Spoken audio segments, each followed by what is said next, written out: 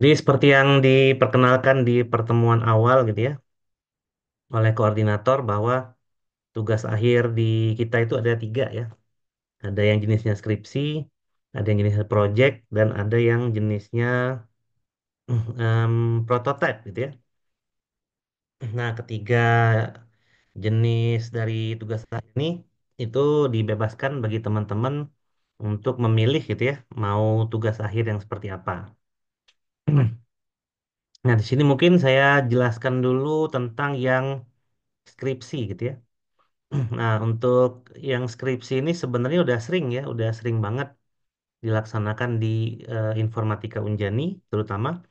Dan untuk mata kuliah metode penelitian yang semester kemarin ataupun yang di semester pendek gitu ya, itu sebenarnya lebih banyak menjelaskan tentang tugas akhir skripsi gitu ya dalam membuat proposal dan melaksanakan skripsi itu. Jadi di beberapa kesempatan di minggu ini sudah lumayan ada yang chatting saya yang bertanya mengenai masalah skripsi gitu ya. Nah, skripsi itu di dalam definisinya ya, definisi umumnya itu adalah penelitian ya atau karya tulis ilmiah. Nah, karya tulis ilmiah ini sebenarnya untuk sarjana itu tidak perlu ada pembaharuan gitu ya. Maksudnya pembaharuan metode gitu ya atau pembaharuan teknik tidak perlu gitu ya. Di mana memang untuk sarjana sendiri ini mungkin saya share juga ya terkait dengan undang-undang yang dipakai gitu ya.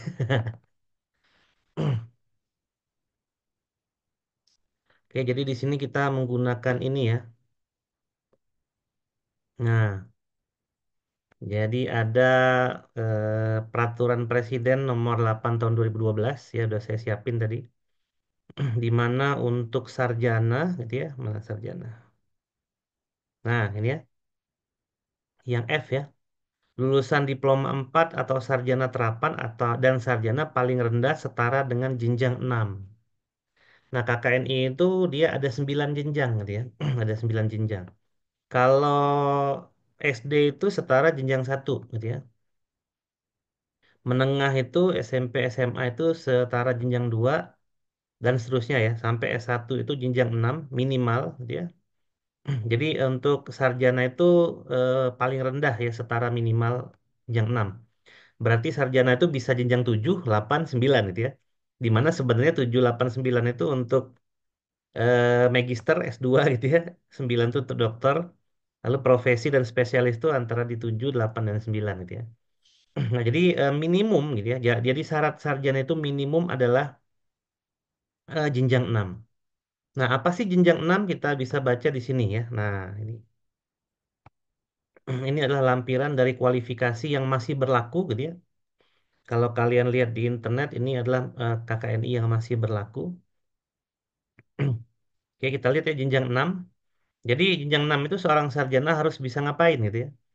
Harus bisa mengaplikasikan bidang keahliannya gitu ya. Memanfaatkan ilmu pengetahuan teknologi dan atau seni pada bidangnya dalam penyelesaian masalah serta mampu beradaptasi terhadap situasi yang dihadapi gitu ya.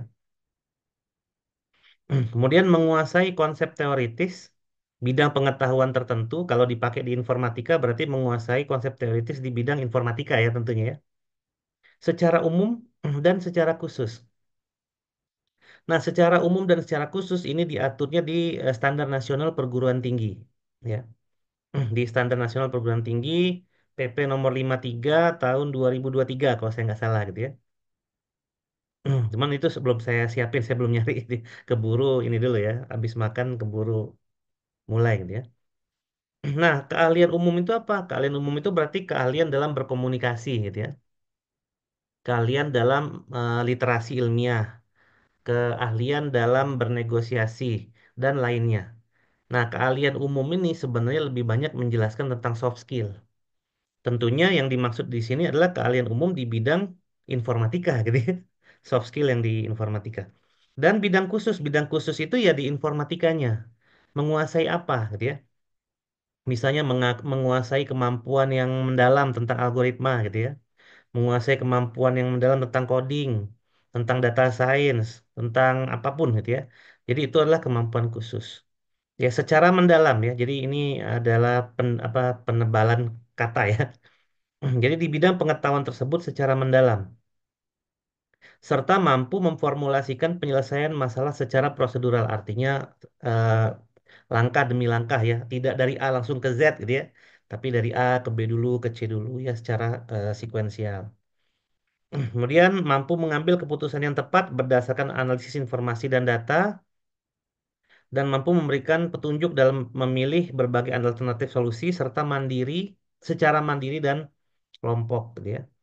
Kemudian yang terakhir itu bertanggung jawab pada pekerjaan sendiri dan dapat diberi tanggung jawab atas pencapaian hasil kerja organisasi.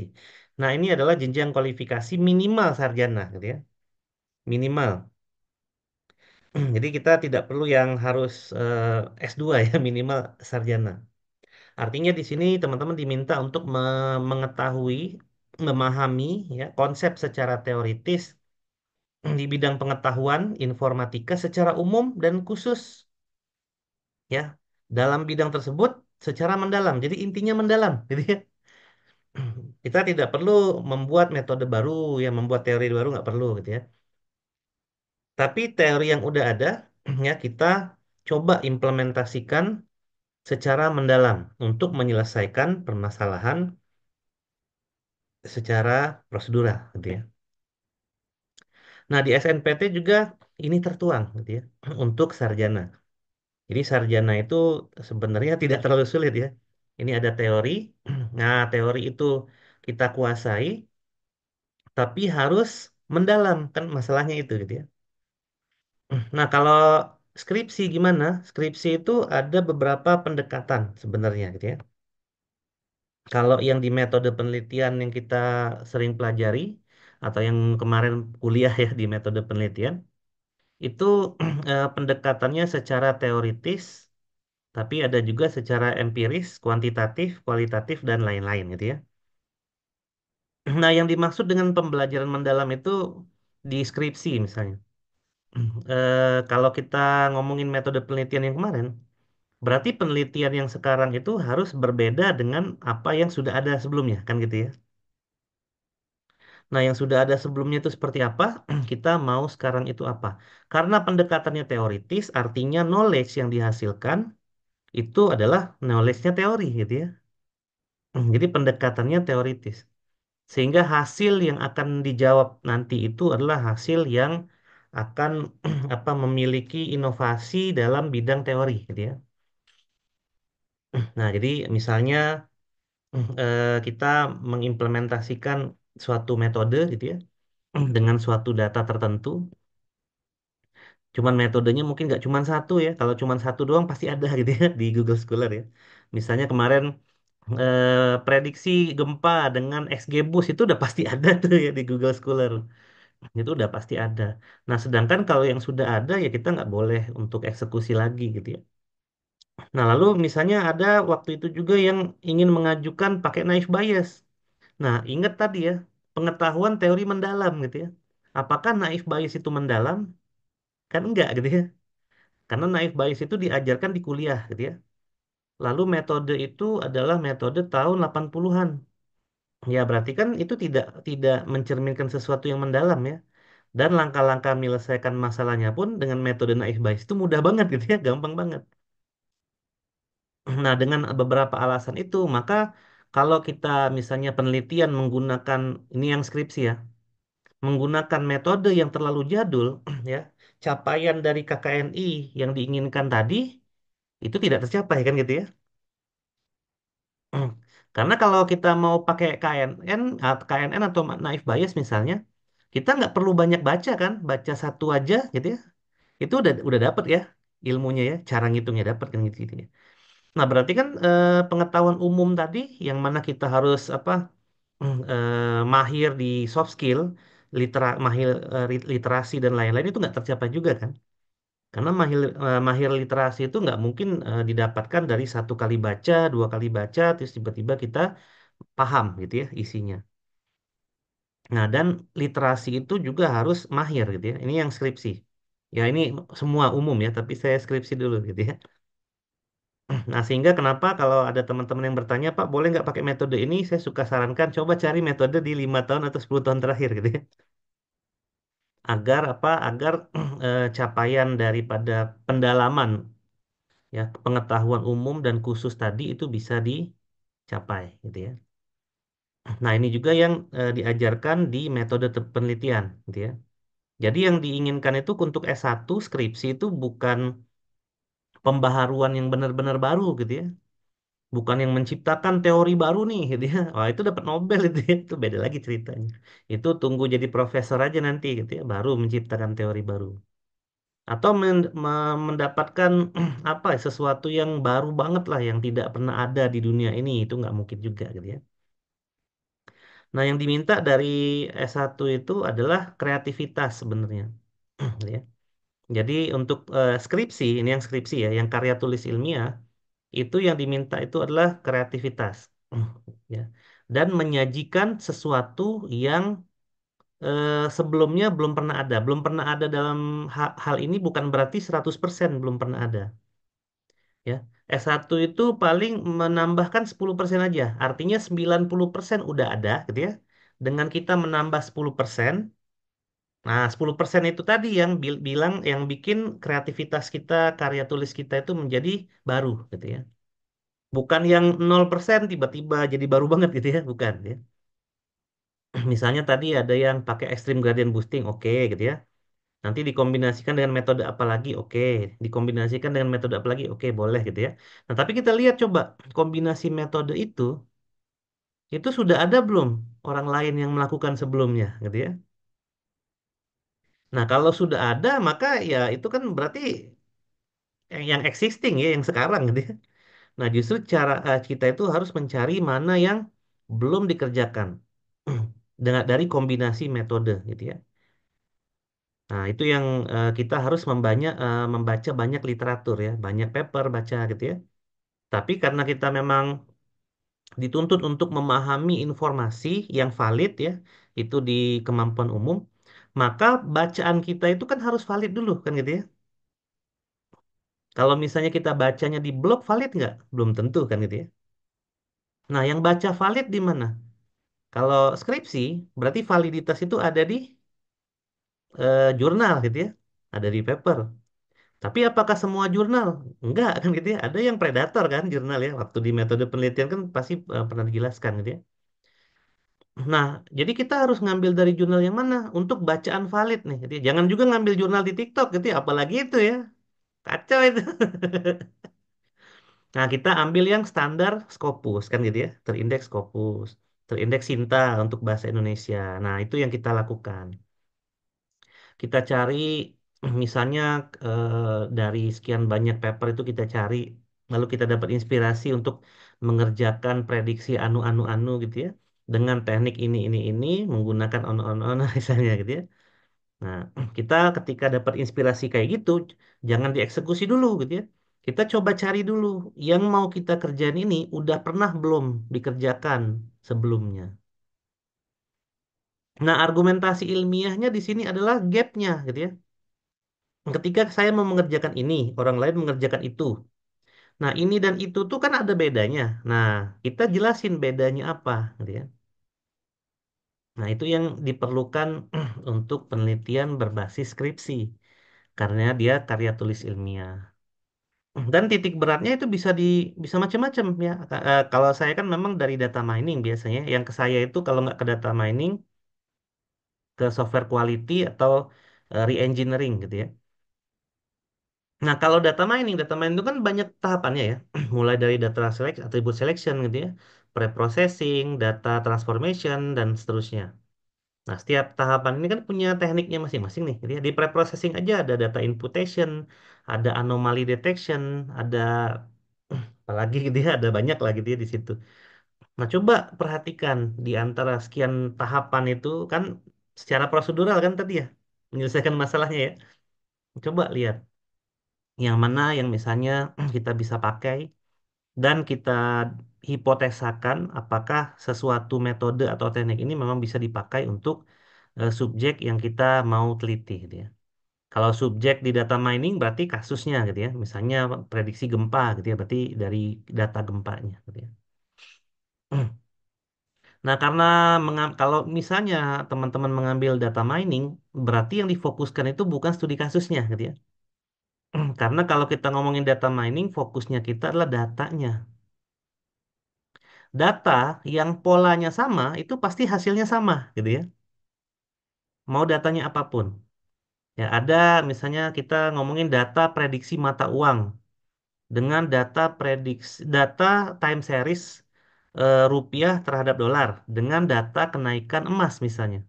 Kalau grafiknya sama aja gitu ya, menunjukkan tren yang sama, itu hasil prediksinya pun pasti sama, gitu ya. Nah, jadi apa yang membedakan antara data satu dengan data yang lain itu adalah analisa statistiknya. Itu yang beda, ya. Ada data yang kalau kita klasifikasi ada data yang balance dan tidak, gitu ya. Nah, itu beda tuh, ya. Terus ada kategori data yang punya kategori, tapi kategorinya ada di sini 5, di sini 4, di sini 3. Nah, itu beda tuh. Misalnya 3 itu hanya kecil, sedang, besar gitu ya. Tapi ada juga yang sangat kecil, kecil, sedang, besar, sangat besar. Nah, itu beda tuh pemahamannya. Jadi secara statistik. Belum lagi nanti tipe kategori itu dihitung frekuensinya.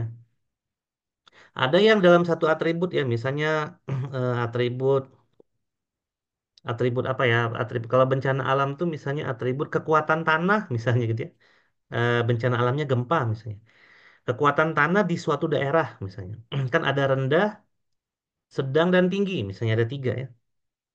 Nah, secara statistik misalnya, oh ternyata dari 1.000 data yang dimiliki, yang rendah itu cuman 20%, yang sedang 30%, dan yang tinggi adalah 50%. Nah, itu yang membedakan gitu ya. Jadi secara statistik, data itu bisa dibedakan. Tapi kalau cuman kasusnya aja, literate gitu ya, bencana gempa di kota Solo, bencana gempa di Jogja, itu sama aja kan gitu ya. Itu kan secara apa secara kasus sama aja. Sama-sama gempa gitu ya. Tapi kalau kita bisa analisa statistik nih dengan suatu metode, nah baru kita bisa ambil datanya ya. Nah, nanti kita bisa balik cara berpikirnya. Saya paham metode klasifikasi. Misalnya saya pahamnya XGBoost ya, Extreme Gradient Boosting. Kira-kira XGBoost ini bisa nggak dipakai untuk memprediksi gempa? Pasti bisa gitu ya. Memprediksi kemiskinan bisa nggak? Pasti bisa. Karena memang metode klasifikasi itu tujuannya untuk memprediksi kan itu ya. Jadi sebutkan semua prediksi yang mau kalian lakukan itu pasti bisa dengan metode klasifikasi. Salah satunya extreme gradient boosting gitu ya. Bisa nggak XGBoost memprediksi kematian? Bisa gitu ya, asal datanya ada kan gitu ya. Bisa nggak XGBoost memprediksi penyebaran COVID? Pasti bisa gitu ya. Nah, jadi cara berpikirnya bisa dibalik gitu ya. Sehingga bukan kasusnya yang diutamakan, tapi metodenya. Karena tadi kan yang diinginkan adalah keahlian di bidang tertentu gitu ya. Kalau kita ngomongin prediksi COVID, COVID itu kan bukan bidang kita kan gitu ya. Terus kita ngomongin prediksi kanker, kanker bukan bidang kita, itu orang kedokteran yang ngurusin kanker gitu ya. Prediksi bencana alam itu juga bukan urusan orang informatika kan gitu ya. Nah, orang informatika tuh ngurusin apa sih? Nah, ngurusin teknik yang dipakai. Misalnya extreme gradient boosting. Nah, itu informatika. Jadi kita fokusnya di situ. Kita menggunakan teknik data mining, tahapan data mining ya satu-satu. Kita cari metode yang cocok dan seterusnya sehingga kita mendapatkan kesimpulan bahwa metode ini ya atau kombinasi metode yang kita gunakan di sini setelah kita lakukan secara eksperimen, maka ini menghasilkan akurasi berapa. Nah, misalnya gitu. Nah, itu adalah apa sih keilmuan baru gitu ya dalam bidang teori gitu ya. Jadi menghasilkan suatu akurasi itu terhadap suatu metode karena metodenya ini adalah informatika. Nah, di situ yang menghasilkan knowledge gitu ya. Terlepas nanti kasusnya mau COVID kah, mau kecelakaan lalu lintas kah, itu bebas saja gitu ya. Itu bebas. Nah, itu kalau yang data mining ya. Nah, lalu yang berikutnya itu yang software quality misalnya. Ya, jadi untuk teman-teman yang mau ngambil data mining, cara berpikirnya kayak tadi gitu ya. Nah, untuk software quality gimana? Sebenarnya kurang lebih gitu ya, sama. Cuman kalau penelitian software quality untuk sarjana ya, itu kita harus menargetkan dulu mana kualitas yang ingin dicapai. Kan software quality kan banyak ya capaian kualitasnya. Ada availability, portability, reliability, dan lain-lain gitu ya. Nah, lalu untuk mencapai itu berarti kita harus punya software dulu kan? Mana softwarenya? Subjek penelitian kita mana? Nah, dan software yang ini tidak boleh software yang open source, tapi memang software yang digunakan di yang pernah digunakan di suatu instansi tertentu atau yang memang pernah digunakan. Karena yang namanya software quality, kalau kita lihat dari teori software engineeringnya ya, software quality, kualitas dapat dinilai ketika perangkat lunak itu sudah dipakai kan gitu ya. Untuk perangkat lunak yang belum dipakai bisa nggak dinilai kualitasnya? Nggak bisa. Contoh kalau kalian ngerjain kerja praktek kemarin, terus kalian mau pakai software KP kalian untuk software quality nggak bisa gitu ya. Karena nggak bisa dinilai kualitasnya. Karena kualitas itu di apa quality assurance ya di software quality itu di ujung gitu ya prosesnya di ujung. Setelah deployment, kemudian maintenance kan gitu ya. Nah, software quality itu di situ. Jadi untuk software yang belum pernah dipakai, bisa nggak saya lakukan software quality di situ? Nggak bisa, karena bertentangan teorinya gitu ya. Di mana teori software security itu adalah software yang sudah dipakai gitu ya. Jadi udah masuk fase production gitu ya, bukan fase development. Nah, gitu ya. Jadi disesuaikan dari teorinya. Sehingga kalau misalnya kalian, Pak, saya dapat softwarenya di Git, bisa nggak? Pasti nggak bisa gitu ya. Software quality-nya gimana cara nilai coba? Kan nggak mungkin gitu ya. Nah, untuk software quality, nanti pasti ada metodenya juga kan? Ada metode tertentu untuk mencapai kualitas tertentu, gitu ya. Nah, nanti bisa dihubungkan dengan beberapa cakupan dari evaluasi. Misalnya evaluasinya dari UI. Nanti dari software quality bisa masuk ke UI UX. Ya, lalu mungkin kualitasnya dari kode. Nah, dari kode bisa masuk refactoring dan seterusnya. Dia kalau S1 kan, S1 itu aja gitu ya. Itu udah cukup sebenarnya. Jadi untuk software quality yang skripsi ya, itu langkah awalnya adalah mendapatkan software yang sudah digunakan, kemudian target kualitasnya apa, lalu lakukan UI UX analisis atau refactoring atau kode analisis atau apapun yang mencapai kualitas itu. Ya, dan jangan lupa untuk membuktikan itu berarti harus dibandingkan yang existing dengan yang sudah diperbaiki gitu ya. Misalnya untuk mencapai suatu usability yang kemarin ya ada yang nanya kan. Usability itu bisa nggak dicapai hanya dengan UI UX aja? Nggak bisa kan gitu ya. Karena usability itu harus dipakai dulu kan gitu ya. Harus dipakai, diklik tombol, fungsinya jalan kan gitu ya. Ada input, ada output. Nah itu usability tuh gitu ya. Tapi kalau UI-nya doang itu nggak bisa usability. Ya kalaupun memang mau fokusnya di UI aja, itu nggak mungkin usability yang dikejar kualitasnya gitu ya. Dicari kualitas yang lain. Kualitas tuh ada banyak ya. Tidak harus mengacu pada McCall quality. Kalau McCall kan cuma 13 ya. McCall kan tahun 70-an ya. Nah, ngaculah ke kualitas yang sekarang ya. Itu banyak banget kualitas-kualitas yang bisa dicapai. Nah, misalnya kualitas dari availability, dari reliability misalnya, itu bisa pakai refactoring. Misalnya reliability-nya capaian fungsi. Fungsi ini ketercapaiannya itu karena diakses oleh 10.000 orang dalam satu waktu, untuk existing condition pas diklik tombol, dia loadingnya muter lama, dan dari 1.000 percobaan akses, ada 100 yang mengalami RTO, misalnya request time error, gitu ya. Nah, itu berarti kan reliability-nya tuh yang terganggu, gitu ya. Nah, bagaimana agar reliability ini bisa tercapai? Berarti kan kita refactoring fungsi tadi, kan gitu ya. Nah, untuk refactoring ada tahapannya kan, cari smell code-nya dulu, kan gitu ya. Lalu dari smell code itu ada metode untuk perbaikannya dan seterusnya. Nah, sehingga nanti Yang tadinya ada RTO diharapkan nggak ada RTO lagi gitu ya. Yang tadinya diaksesnya lama jadi tidak lama lagi. Jadi ada acuan misalnya aksesnya itu waktu responsnya itu sekitar 5 milisecond gitu ya misalnya. Nah, itu bisa nggak dicapai dengan refactoring kan gitu ya. Nah, jadi seperti itu gitu ya. Dan kalau kita mau mengamati lagi dari refactoring sendiri, itu sebenarnya sistemnya kan utuh ya. Belum tentu kesalahan satu fungsi itu untuk reliability cuma di situ doang. Bisa jadi ada di fungsi lain kan itu ya. Dan untuk mencapai reliability tadi, fungsi-fungsi tadi mungkin smell code-nya bisa beda-beda. Nah, gitu. Nah, bagaimana cara kita menghandle itu? Jadi cari dulu kan smell code-nya. Cara nyarinya gimana? Pak, saya cara nyarinya manual, nggak mungkin gitu ya. Ini software gede nih, nyari smell code-nya manual kan nggak mungkin gitu ya caranya. Nah, gimana cara nyari smell code gitu ya?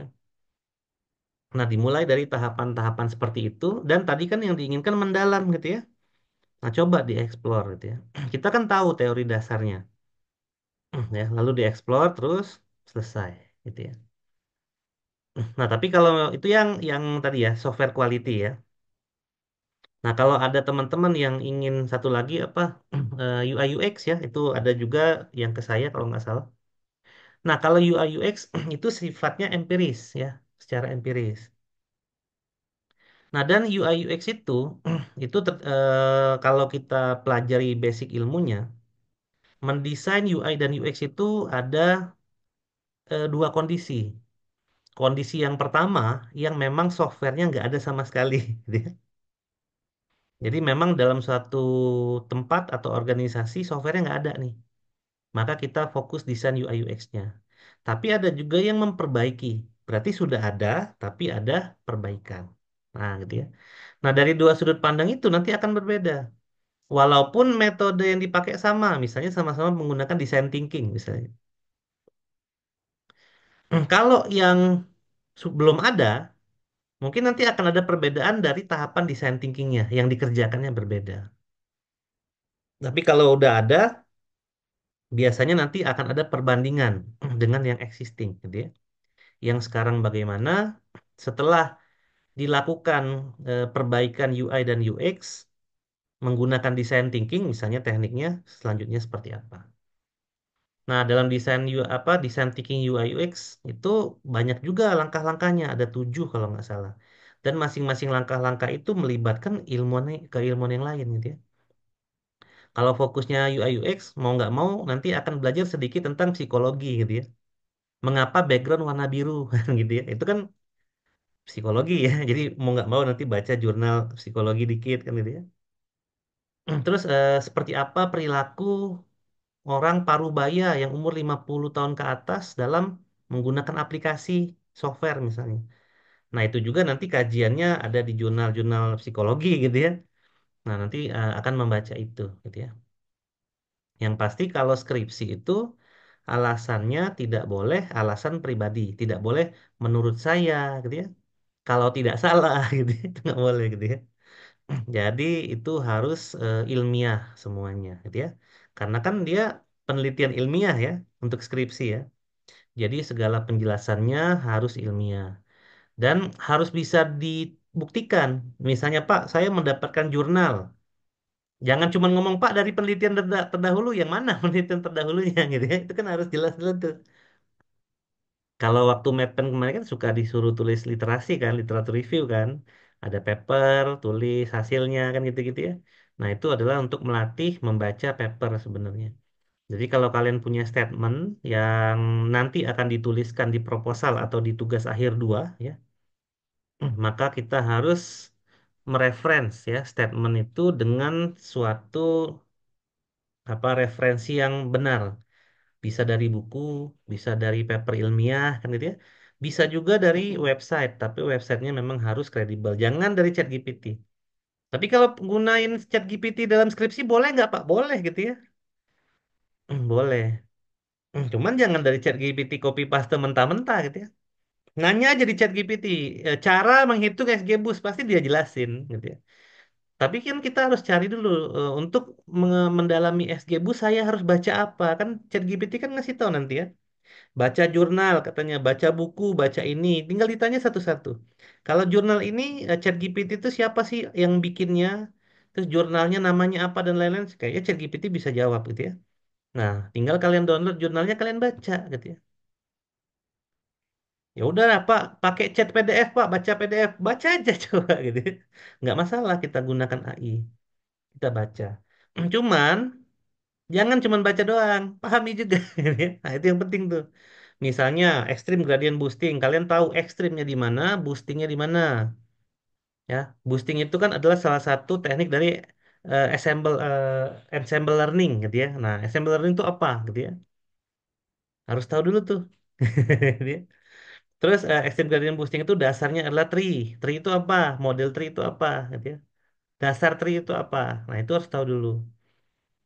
Lalu assembler learning itu ada empat. Selain boosting, ada voting, ada apa lagi dua lagi saya lupa. Nah itu apa tuh empat itu kan gitu ya. Itu baru metode extreme gradient boostingnya doang gitu ya. Belum kita kombinasikan dengan metode lain di tahap preprocessing data misalnya. Pak, saya pakai ini Pak untuk balancing datanya pakai Smote misalnya. Smote itu apa? Gitu ya, jelasin juga gitu ya. Smote itu apa? Bagaimana kasus Smote itu? Smote itu jelek kalau apa kan gitu ya. Misalnya Smote itu kalau data secara statistiknya begini itu jelek pakai Smote. Nah, itu gimana caranya gitu ya? Yang pernah saya baca nih ya, cuman papernya saya lupa.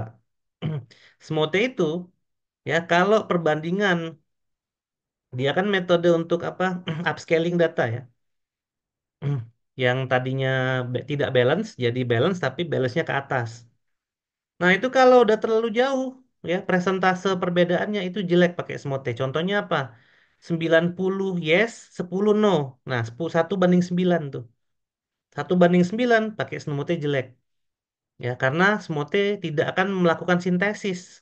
Sintesis apa sintesis ya? Dari data yang 10 tadi, tapi dia akan cenderung ke replikasi nantinya. Nah, itu kelemahan dari Smote. Kalau balancing datanya dia terlalu gapnya jauh antara kelas yang satu dengan kelas yang lain. Nah, gitu ya. Nah, jadi nanti kalian harus banyak baca tuh, cocok nggak pakai Smote? Kalau nggak, pakai apa nih? Kekurangan Smote apa? Kelebihannya apa? Nah, gitu ya. Tuh harus baca banyak tuh, gitu ya. Tanya ChatGPT boleh nggak? Boleh, gitu ya. Boleh aja. Nggak masalah. Ya, gunakan AI nggak masalah. Nah, gitu ya. Oke ya, itu untuk yang skripsi ya, untuk topik yang saya pahami aja. Ya banyak juga sih Pak, bisa software security nggak? Saya bilang nggak bisa, nggak ngerti saya gitu. Jadi kalau software security jangan pilih saya gitu ya. Cari yang lain aja gitu ya. Terus macam-macam lah ya Pak. Mau topiknya ini ya, yang topik yang di luar saya pasti tidak saya terima gitu ya, karena saya nggak bisa bimbing nanti. Gitu ya. Nanti kita sama-sama belajar bareng gitu ya. Kacau juga gitu ya. Oke ya, itu yang skripsi ya. Jadi bagi teman-teman tadi yang ada beberapa orang yang sudah chatting saya, ya udah saya balas gitu ya. Nah, penjelasan lengkapnya seperti itu ya, kurang lebih. Jadi ingat standar tadi ya, standar yang KKNI level 6 tadi ya. Jadi teman-teman bisa memahami teori secara mendalam ya yang diikuti dari kemampuan umum dan khusus ya. Yang diinginkan tuh dia mendalamnya gitu ya. Itulah mengapa saya bilang coba cari metode 5 sampai 10 tahun terakhir gitu ya. Coba kombinasikan dari penelitian, cari paper juga yang menjadi rujukan 10 tahun terakhir karena apa? Karena yang diinginkan mendalam. Kalau kita menggunakan metode naif Bayes berarti kita setara dengan mahasiswa tahun 70. Oh, udah lama banget. Ya ingat yang dari tadi ya, yang dari KKN ini tadi harus bisa beradaptasi dengan kondisi saat ini kan gitu ya. Kalau kita lihat tadi di sini ya.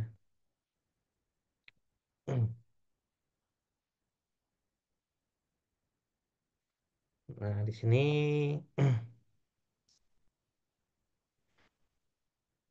nah 86 ya. Mampu mengaplikasikan bidang keahliannya dan memanfaatkan ilmu pengetahuan, teknologi dan atau seni pada bidang dalam menyelesaikan masalah serta mampu beradaptasi terhadap situasi yang dihadapi gitu ya. Situasi tahun 70-an dengan situasi tahun 2024 beda kan gitu ya. Jadi ya itu tadi ya. Jadi jangan menggunakan metode yang udah terlalu lama. Tahun 70 yang KNN, naif bias, Kamins itu mah lama banget. Berarti kalau kalian masih pakai itu, kalian tidak mampu beradaptasi nih dengan situasi yang dihadapi gitu ya. Nah, kurang lebih gitu ya. Jadi itulah kenapa kita harus mengeksplor lebih dalam. Jadi keinginan nomor 6 ini cuma lebih dalam aja. Nah, kalau yang nomor 8 nih magister nih, mengembangkan pengetahuan. Nggak perlu kan kita kan? Ini S2 kan, mengembangkan ya. Kalau nomor 9 tuh mengembangkan pengetahuan dan lain-lain. Ini mengembangkan apa teori baru ini ya. Nah, lalu keilmuannya harus inter multi transdisipliner. Berarti eh, banyak banget lintas ilmunya gitu ya untuk S3 gitu ya. Kalau S1 dia hanya untuk keahlian dia saja. Kalau S3 udah multidisiplin ilmunya. Terus dia mengembangkan pengetahuan juga sama. Tapi bedanya kalau yang ini apa mengembangkan pengetahuan dan teknologi biasa gitu ya. Kalau yang ini ada kata-kata original gitu ya. Original. Nah, ini S3 nih, original. Nah, kalau S1 kan nggak perlu. Kalau 7 profesi ya tadi ya. Kita cuma 6 aja nih gitu ya. Jadi cuman ini aja ya. Menguasai teori di bidang pengetahuan tertentu, jadi satu aja secara umum dan khusus. Lalu mendalam. Nah, intinya mendalam tadi gitu ya. Nah, sama yang ini ya, mengaplikasikan. Jadi mengaplikasikan doang kan? Tidak usah menemukan kan? Tidak usah mengembangkan, hanya mengaplikasikan aja. Tapi harus bisa beradaptasi sesuai dengan situasi yang dihadapi. Nah, jadi seperti ini kurang lebih ya, ini capaian sarjana ya. Lalu jangan ini juga ya, kalau biasanya anak bimbingan saya itu suka terprovokasi juga. Pak, kalau sama dosen yang itu nggak gitu, Pak. Oh, jangan, jangan, jangan begitu ya. Kalau saya sih menjelaskan sesuai dengan standar aja gitu ya. Jadi kita bekerja sebagaimana yang memang harus dikerjakan saja. Ingat kalian Gen Z ya. Coba tepis lah stigma Gen Z yang literasi rendah gitu-gitu ya, yang sukanya apa work life balance dan lain-lain gitu ya. Nah, itu coba kita tepis lah gitu ya. Walaupun katanya mayoritas gitu, ya mending gue minoritas aja deh gitu ya. Gen Z tapi minor gitu ya. Mayoritas biarin kan gitu ya. Nah, jadi itu sih sebenarnya dia bukan saya membuat susah bukan ya, tapi memang minimal sarjana tuh itu ya. Kalau coba bayangin kalian tuh di sini sarjana nih ya. Kalian lulusnya di bawah kan sayang duit kuliahnya kan. Sayang tuh jadi ya. Walaupun nanti misalnya kalian bilang, wah teman saya juga lulus Pak dengan standar yang di bawah, itu memang secara yang terlihat gitu ya. Secara yang tidak terlihat belum tentu loh. Bisa jadi mungkin kalian karena berpikirnya kritis, mendapatkan kerja lebih mudah kan gitu ya. Teman kalian enggak, karena dia memang di bawah standar gitu ya. Misalnya gitu ya. Jadi tidak usah fokus ke orang lain gitu ya. Nggak usah fokus ke orang lain, fokus saja ke diri kalian saja sendiri. Susah nggak Pak skripsi? Kalau bagi saya mudah gitu ya. Karena saya suka baca soalnya. Kalau nggak suka baca susah. Oke, itu skripsi ya. Yang kedua itu mungkin project nggak ada ya di saya ya. Tidak ada yang mengajukan project, jadi langsung ke prototype aja. Nah, bedanya apa dengan skripsi? Ya, nilai-nilainya sama ya dengan KKNI tadi ya. Berarti harus beradaptasi secara sesuai kondisi. Berarti kalau dia mau prototipe ya jangan pakai teknologi zaman dulu juga gitu ya. Jadi pakai teknologinya yang zaman sekarang, yang existing lah gitu ya. Jangan juga pakai teknologi yang belum ada gitu ya. Nggak mau jangan gitu ya. Nanti dikatain teknologi alien susah juga. Nah, pakai teknologi yang existing.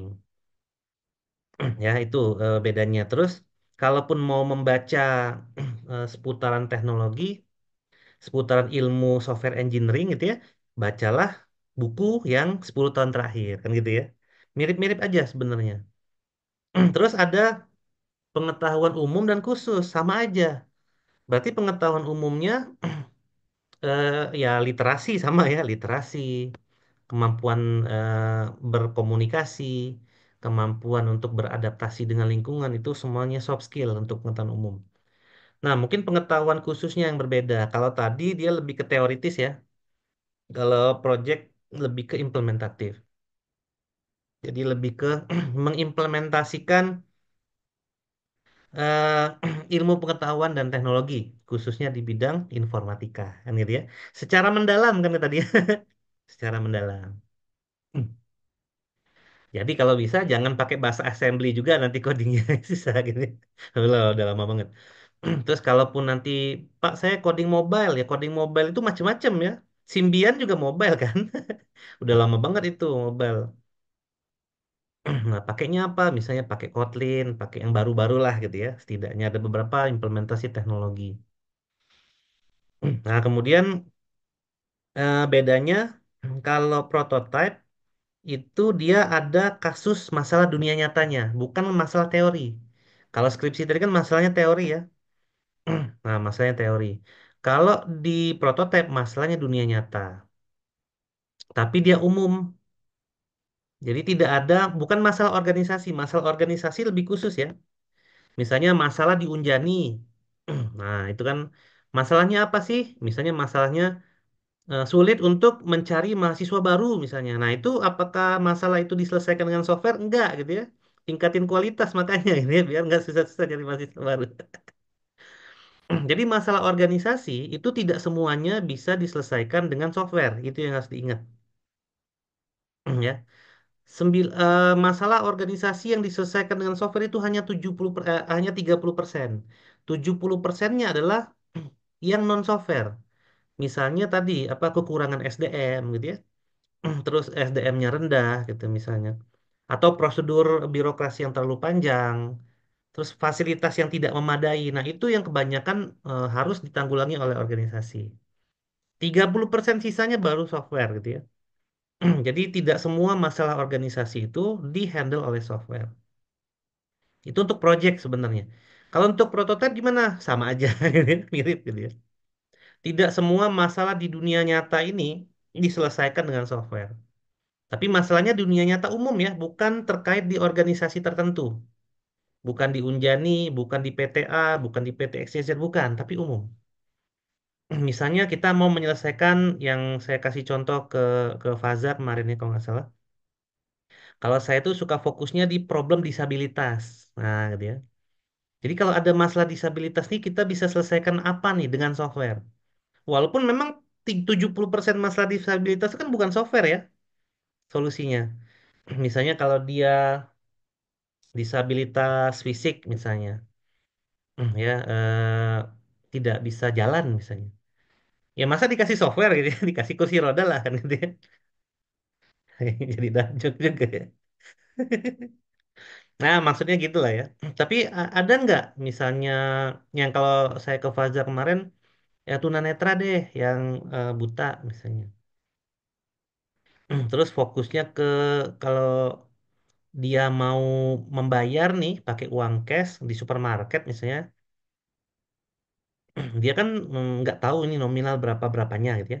Bisa nggak dengan software kita bikin sistem deteksi ke uang gitu ya untuk membayar. Nah gitu ya. Nah itu kan masalah disabilitas yang bisa diselesaikan dengan software ya, pakai handphone Android misalnya gitu ya. Lalu nanti ada haptic feedbacknya. Oh ini 5.000. Terus dia kalau mau masuk menu gimana? Oh masuk menu begini begini gitu kan itu ya. Atau kalau ada teman-teman yang main game kan suka ada tuh yang masalah disabilitas ya.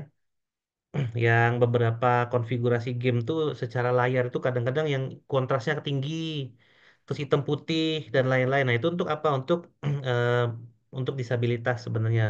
Jadi disabilitas juga bisa bisa main game kan gitu ya. Terus ada beberapa jenis controller yang didesain untuk yang begitu gitu ya. Controllernya nggak kayak biasa. Nah itu ya. Nah cuman karena kita tidak menyinggung sama sekali hardware, karena di informatika kan mata kuliah hardware kan dikit ya. Karena memang visi misi kita bukan ke hardware ya, bukan ke sistem komputer, bukan ke jaringan juga. Maka kita akan fokusnya ke software. Jadi misalnya masalah tunanetra tadi bisa nggak kita selesaikan dengan perangkat lunak gitu ya. Nah umum, masalahnya umum. Atau mau masalah yang lain. Tapi yang harus dicamkan itu adalah kenapa menarik ya problem itu diselesaikan. Kalau misalnya, Pak, saya mau bikin prototipe, prototipe untuk mencari anak kucing yang hilang, ngapain? Itu nggak menarik, tuh. Ngapain nyari anak kucing? Value-nya apa? Dia, apa value-nya? Karena memang prototipe itu dia harus punya value. Value-nya dua kalau prototipe. Value pertama adalah bagaimana prototipenya dia bisa menyelesaikan problem dunia nyatanya. Dunia nyatanya kan tadi kalau dicontoh kan tunanetra gitu ya. Bagaimana si software itu bisa menyelesaikan masalah di untuk tunanetra itu. Nah, value yang kedua, seberapa besar peluang prototipe yang kalian buat itu biar bisa diproduksi secara massal. Artinya, semua orang bisa memproduksi prototipe kalian untuk membantu semua tunanetra yang ada di dunia ini. Nah, itu juga nanti ada penjelasannya. Jadi value yang dikejar dua. Gitu ya. Nah, nanti kalau kalian tanya, Pak, setara nggak, Pak? Antara skripsi, prototipe, dan project setara. Gitu ya. Skripsi, codingnya dikit. Dikit banget codingnya gitu. Bahkan kalian bisa pakai Python, coding 3 hari beres. Tapi apa yang susah? Memahami metode. Itu susah ya. Susah tuh. Kalau prototype, codingnya banyak. Gitu ya, codingnya banyak. Kalau project, codingnya nggak terlalu sulit. Yang susahnya apa? Ngomong sama orang gitu ya. Kan kalau project itu kan kamu harus dapat persetujuan gitu ya. Kamu harus lakukan apa? Requirement gathering dulu, wawancara gitu ya. Bener nggak wawancaranya dan lain-lain. Kemudian kamu harus desain, kamu harus ngapain kan banyak ya.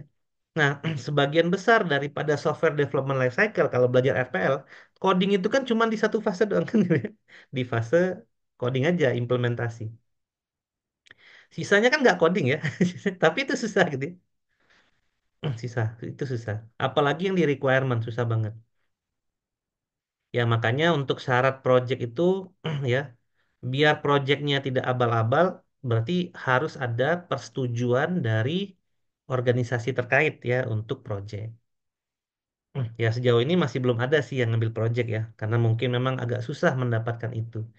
Kecuali memang ada bantuan langsung dari dosen gitu ya, misalnya dosen project di mana gitu ya, bisa dikirim ke situ misalnya, itu mungkin bisa gitu ya. Yang project ini agak susah memang, tapi kita coba buka ya siapa tahu bisa dieksekusi di tahun-tahun berikutnya kan gitu ya. Karena memang secara Undang PP nomor 53 tahun 2023 tadi untuk tugas akhir itu memang tiga bentuknya. Ya ada skripsi, ada apa? Project ya, dan ada em, prototype. Nah, tapi memang di dalam situ sebenarnya bisa dilakukan secara mandiri dan kelompok.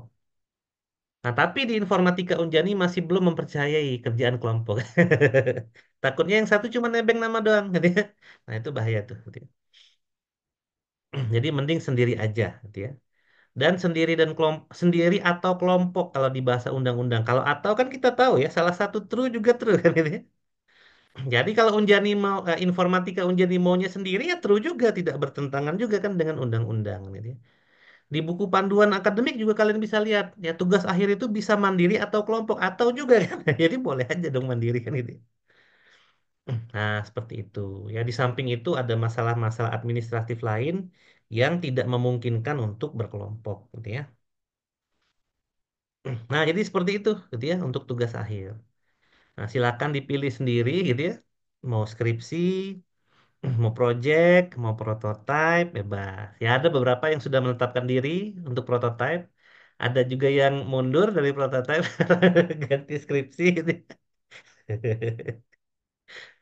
Ya karena memang mereka memiliki tantangan masing-masing dan itu semua sesuai dengan capaian minimum sarjana gitu ya.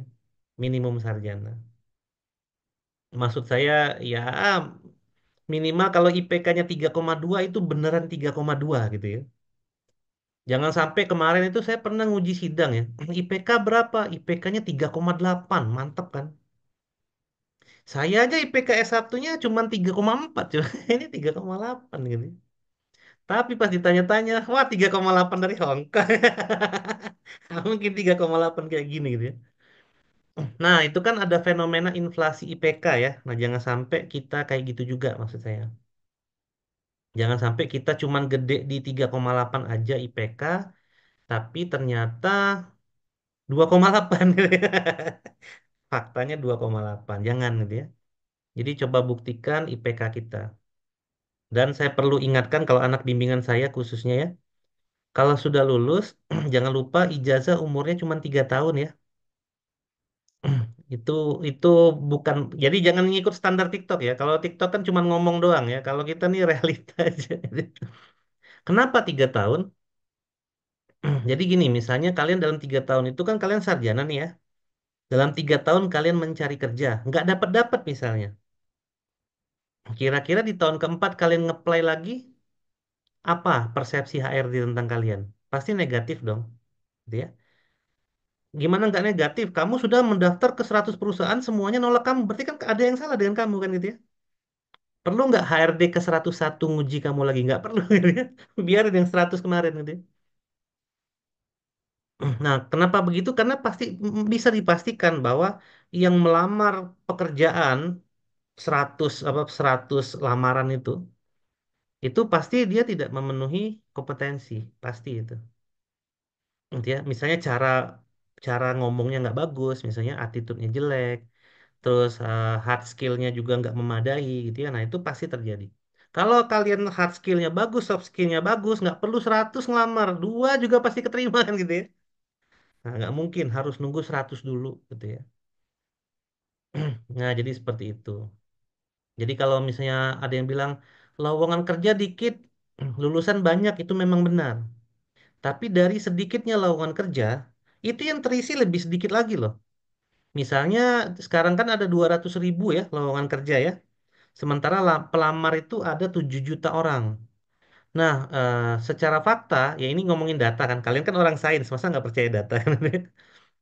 Dari 200 ribu lowongan kerja itu, hanya setengahnya yang terisi. Coba bayangin.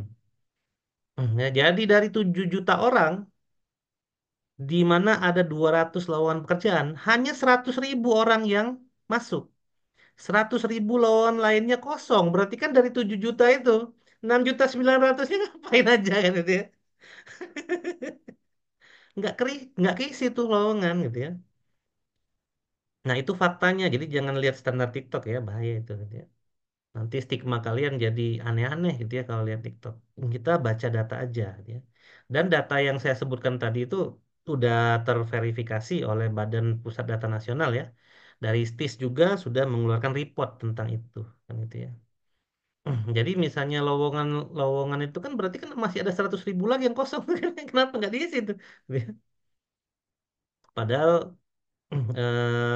jumlah yang lulus ya, jumlah jumlah pencari kerja itu ada 7 juta orang. Pencari kerja itu dengan jenjang formal masing-masing ya. Ada yang SD gitu ya, ada yang SMP, ada yang SMA, ada yang kuliah. S1, S2, S3 itu jumlahnya adalah 7 juta ya, yang per tahun 2024.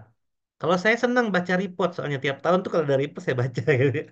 Karena report itu menunjukkan kondisi yang sekarang terjadi gitu ya. Nah gitu ya, jadi jangan fokus ke teman-teman yang lain. Misalnya teman-teman kalian lebih mudah, ya sudah gitu ya, biarin aja gitu ya. Coba dulu, nggak mungkin nggak bisa. Ini cuma S1 gitu ya, bukan disuruh bikin teori baru, bukan gitu ya. Ada paper, download, baca, kan udah tinggal dipahami. Ya ada ilmu pengetahuan, pahami gitu, gitu aja sih. Gitu ya.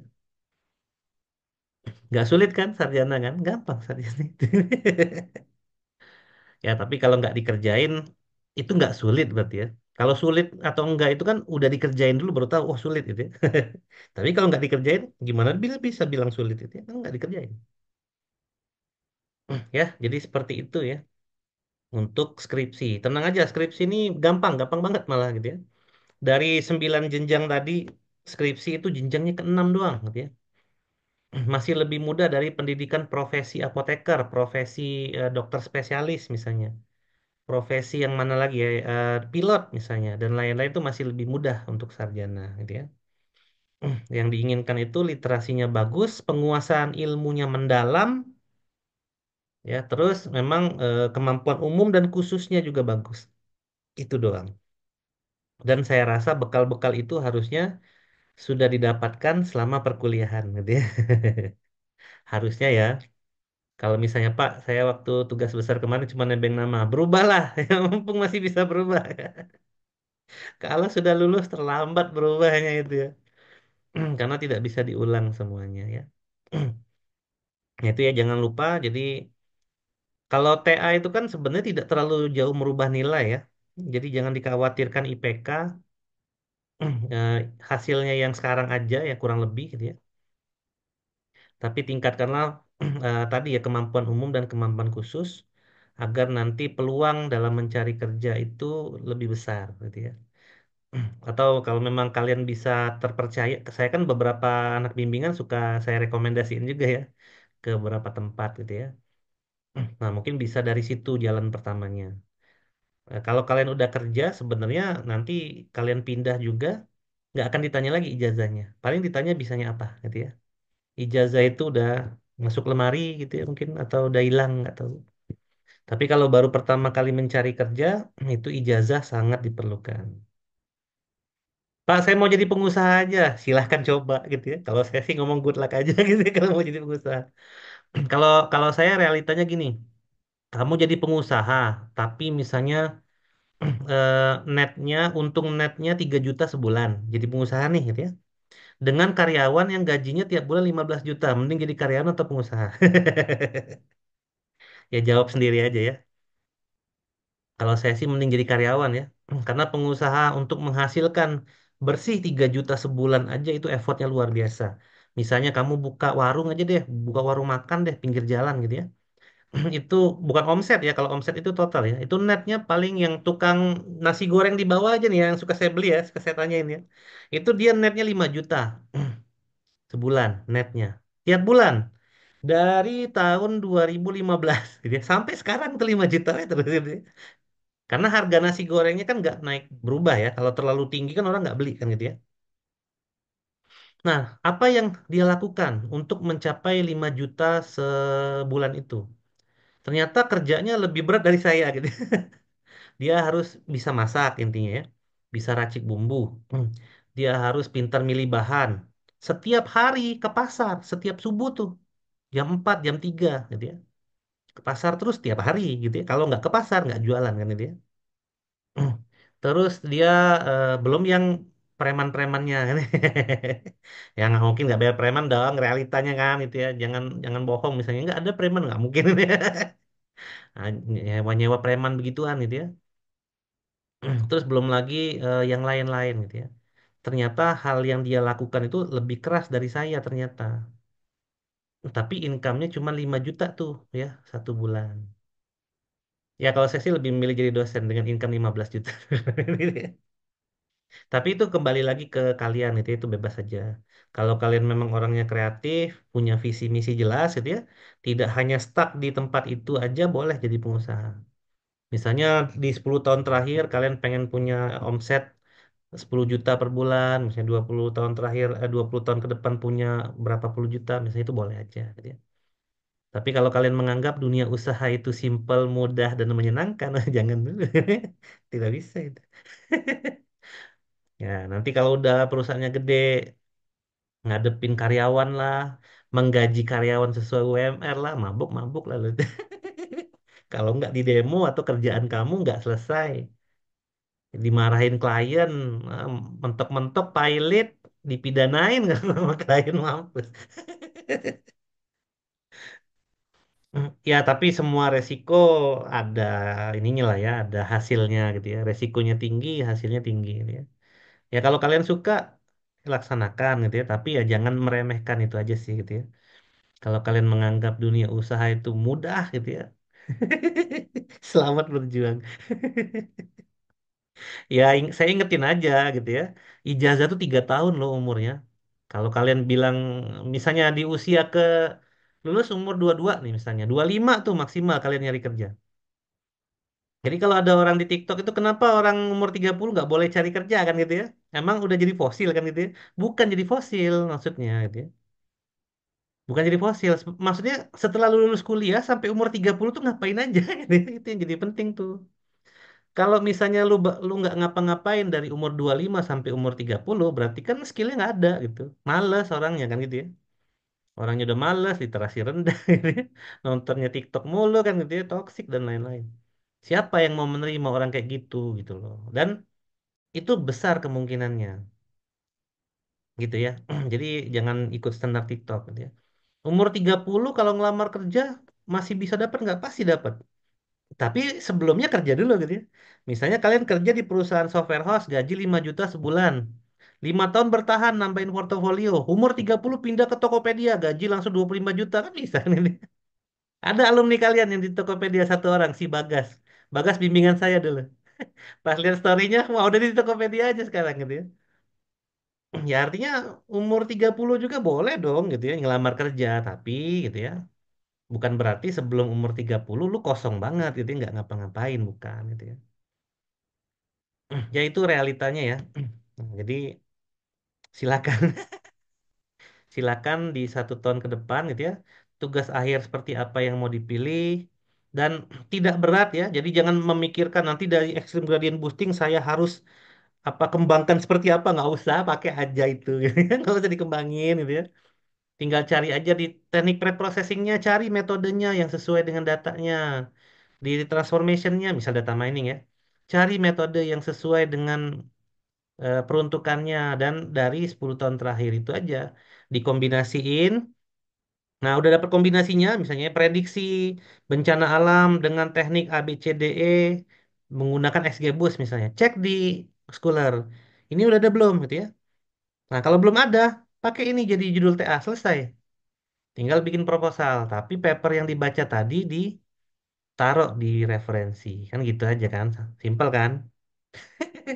Simple dong, tinggal baca doang.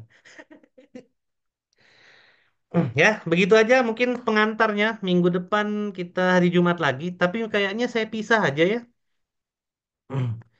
Antara yang mau skripsi dengan prototipe ya, takutnya kecampur nanti ya. Mungkin jadwal bimbingannya sih saya pisah. Tapi kita lihat dulu ini apa, lihat dulu proposal sebelum desevaluasi. Kan sebelum desevaluasi itu nanti kan kalian ngajuin proposal. Nanti saya kelompokin misalnya, oh ini yang data mining nih gitu ya. Ini yang software apa quality, ini yang refactoring dan lain-lain. Mungkin jamnya agak beda ya. Tetap di hari Jumat kayaknya, tapi jamnya saya bedain gitu ya. Sehingga nanti diskusinya lebih enak ya, lebih fokus ke topik-topik tertentunya. Itu ya. Jumat kosong kan? Harus kosong ya. Kalau nggak kosong kacau nih. Baik itu aja ya. Silakan dilanjutkan menulis proposal. Kalau ada yang ditanyakan silakan japri. Seperti yang lain ya, ada beberapa juga yang japri. Nggak apa-apa japri aja. Soal dibalas kapan ya tergantung saya kapan buka HP gitu ya. Jadi bebas aja. Mau WA malam-malam juga nggak apa-apa. Ya Iqmal semalam WA jam 2 jam berapa lebih WA yang KP ya. Terus tiba-tiba saya ke toilet bangun. Mau ngapain? Males aja lah, dulu tidur lagi. Ya maksudnya nggak apa-apa gitu ya. Aman kalau saya ya. Mau WA-nya kapan pun bebas. Ya. Nah sebelum ditutup nih ya. Ini tutup dulu ya. Ada yang mau ditanyakan nggak?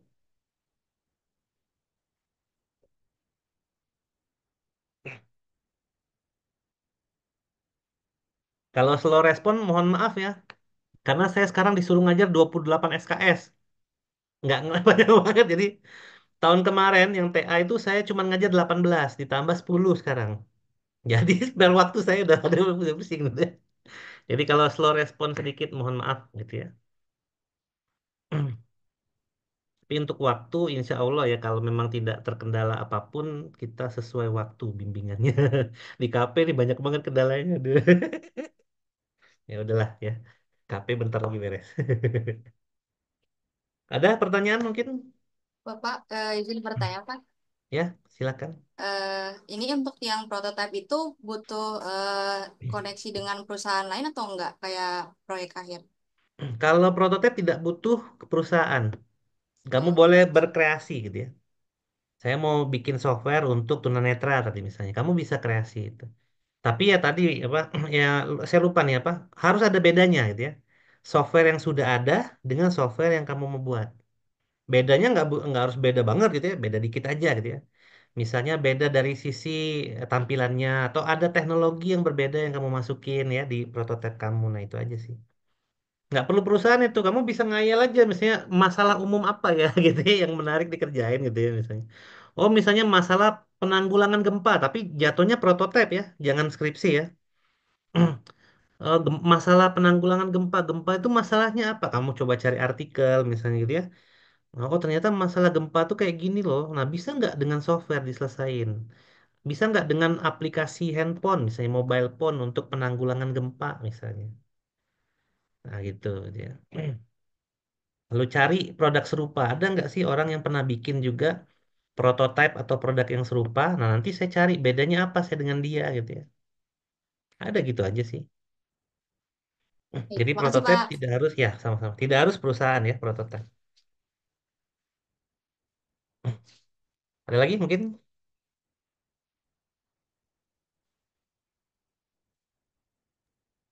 Berarti Pak, izin Ya, untuk minggu depan itu udah harus ada proposalnya apa gimana Pak?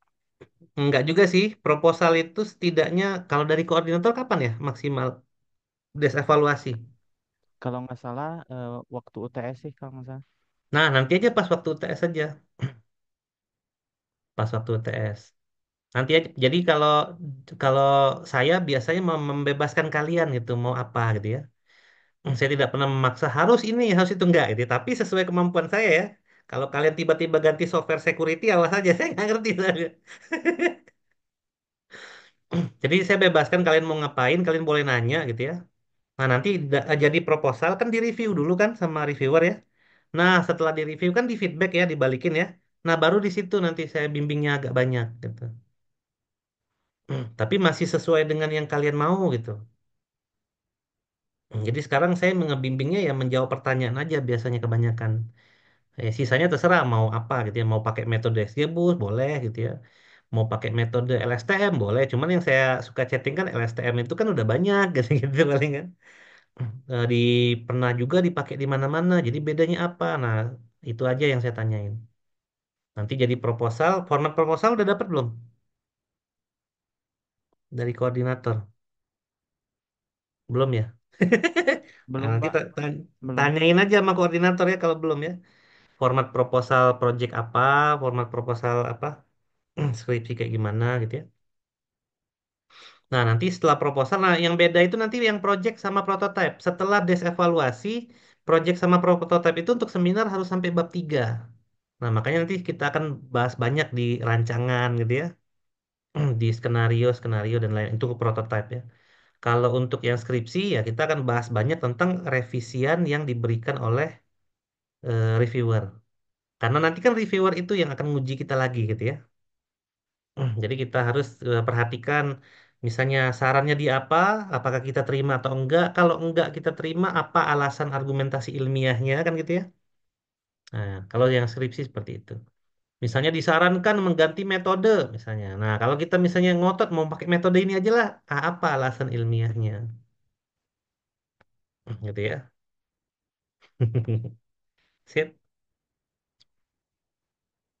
Sip. Nanti juga kalau proposal kalian jelek di review juga. Tapi kan di review ini bukan berarti langsung keluar nilai ya, masih di review aja dulu kan gitu ya. Nah, nanti untuk versi bimbingan yang lebih lebih ininya lebih apa?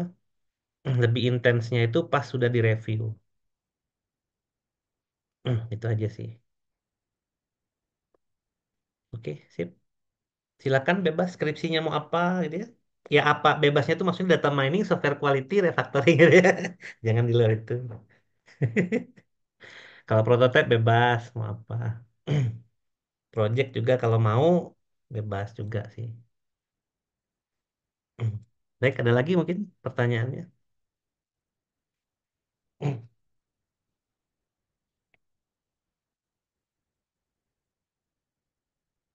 Kalau project itu portofolio saya udah banyak ya project. Kalau prototype beberapa kali ikut PKM inovasi tapi gagal ya dia. Nah, kalau skripsi karena skripsi kan teori banget ya. Nah, mau nggak mau saya ya bisa membimbing yang teorinya saya paham. Kalau teori yang saya nggak paham agak susah nanti ngebimbingnya gitu. Kalau project itu gampang masih bisa. Prototype paling agak ini nanti. Enggak.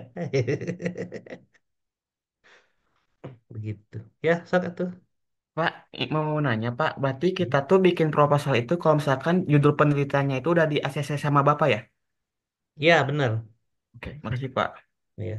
Tapi kalau belum saya ACC juga nggak apa-apa bikin aja dulu. Nanti juga di review kan sama reviewer kan. Nah, pas di review itu nanti kita lihat judul yang kita mau ajukan ini masih relevan nggak. Kalau nggak ganti gitu ya. Baik, baik. Makasih Pak. Ya, sama-sama.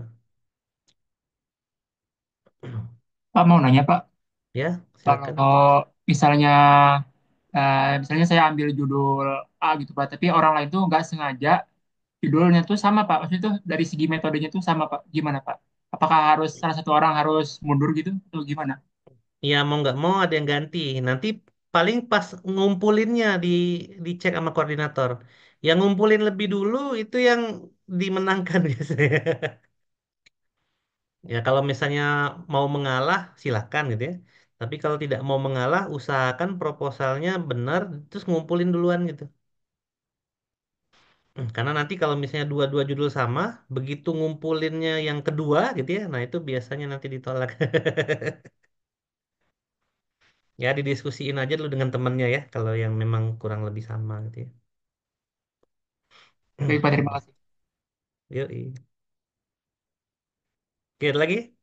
Nanya lagi, Ferdian nggak? Sudah Pak, cukup sudah ngajuin tadi ke WA Bapak. Oh iya, Ya, oke kalau makasih Pak. gitu. Ada lagi mungkin pertanyaannya? Ini yang perempuan cuman Merliana doang itu, nggak ada yang lain. Nggak ada. Ya udah ya, Mbak Merliana selamat. Laki-laki semua.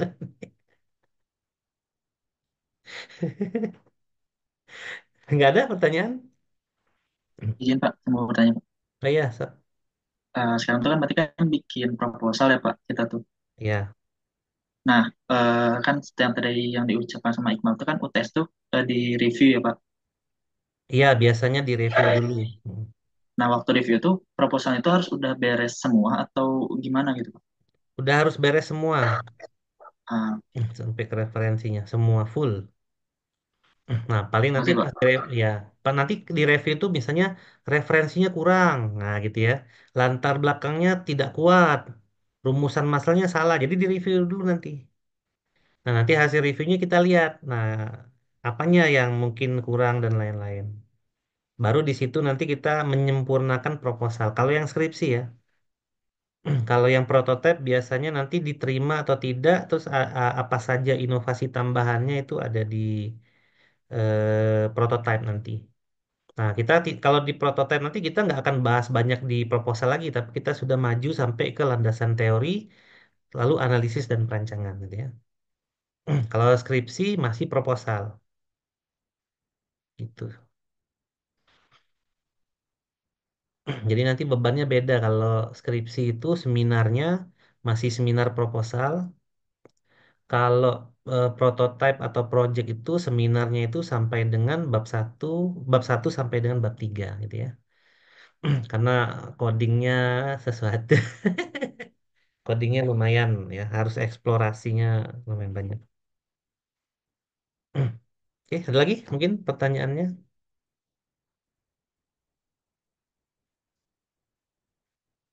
Tentu saja nanti saya sebagai KBK akan memploting dosen penguji yang sesuai dengan keahliannya juga ya. Jadi kalau yang ngambil data mining pasti DSE ya Pak Yulison gitu. Bu Puspita. Artinya yang keahliannya sama gitu ya.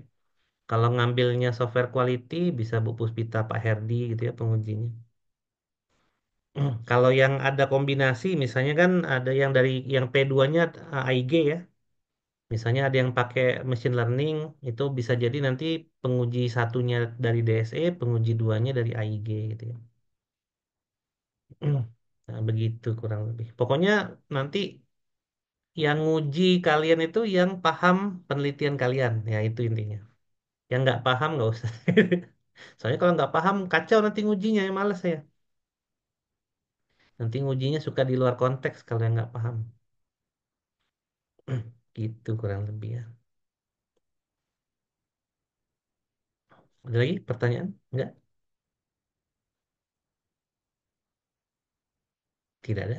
Aman? Langsung Aman, sakit Pak. kepala. Enggak lah, S1 mah nggak sakit kepala, masih santai satu. Oh iya, mungkin di TA2 ya doakan saja ya saya kalau jadi S3 gitu. Kalau misalnya di TA2 nanti saya slow respon, mohon maaf. Ya kalau jadi ya di genap ya masuknya di Februari. Kalau nggak jadi berarti ganjil tahun depan. Mudah-mudahan udah pada lulus ya. Pasti jadi ya Pak. Saya sih pengen kuliah lagi sih. Tapi kalau saya jadi ya kalau misalnya slow respon dikit, mohon maaf gitu ya. Mohon maaf banget. Mudah-mudahan enggak lah gitu ya. Masih bisa dihandle harusnya. Kalaupun saya jadi kuliah nanti saya nggak mau ngajar 28 SKS. Bisa meninggal nih. Paling ya 15, 12 cukup lah gitu. Ya, itu aja ya. Mungkin kalau tidak ada lagi, saya akhiri dulu. Terima kasih atas kehadirannya. Sebelum terima kasih, kita foto dulu kan biasanya suka diminta tuh. Mana sih ininya ya? Gimana sih caranya? Gimana caranya ini? Ini ngubah ngubah tampilan gimana sih? Salah. Ntar, ini saya stop dulu recording.